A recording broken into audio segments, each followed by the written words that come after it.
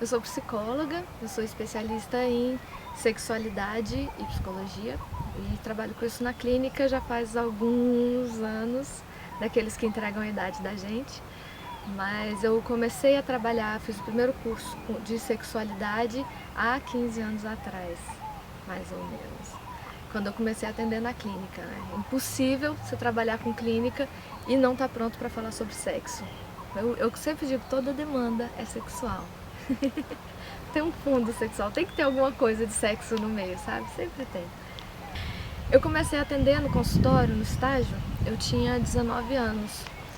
E eu era virgem. Isso ficava muito aparente quando você está atendendo, né? Não tem como você disfarçar que você não tem uma vivência com aquilo, que você não sabe falar sobre aquilo, ou que aquilo não é constrangedor para você. E o meu supervisor, muito sabiamente, o Carlos Augusto Medeiros, me deu essas orientações. Ele me deu orientação de como eu devia me vestir, até da cor do esmalte que eu devia usar. Ele me orientava, ele me falava, você vai usar maquiagem, eu reparei que você não usa maquiagem. É pra você usar aquela roupa que você tava assim, tal dia, né? A gente também dava aula juntos no IESB nessa época, então ele falava aquela roupa que você tava quarta-feira. Então ele me orientou muito nesse sentido das dificuldades que eu tinha de falar sobre sexo, de falar com o meu paciente, né? E aí uma das coisas que surgiu foi um curso de sexualidade aplicada à clínica. Ele falou, você vai fazer esse curso? E aí eu fiz esse curso sobre sexo. Você vê, a pessoa é tão nerd que ela aprendeu sobre sexo primeiro num curso. E aí o negócio foi tão legal que eu até fiz outros cursos. Sexo mesmo bem depois.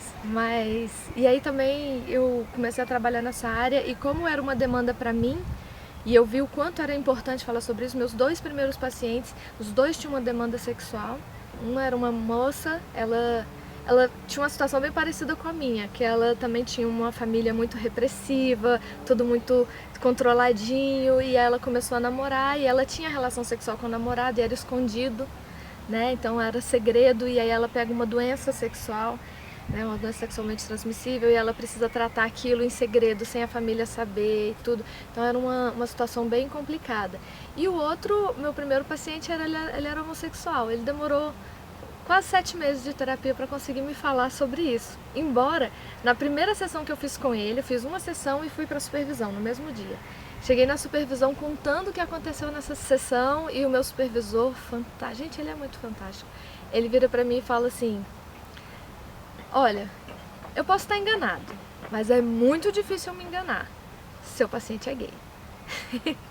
Eu fiquei, como é que arrogância, como é que ele fala isso logo de cara? Depois eu aprendi a identificar assim também. Então foram experiências bem interessantes, mas eu precisava falar sobre sexo, né? E era uma coisa difícil pra mim.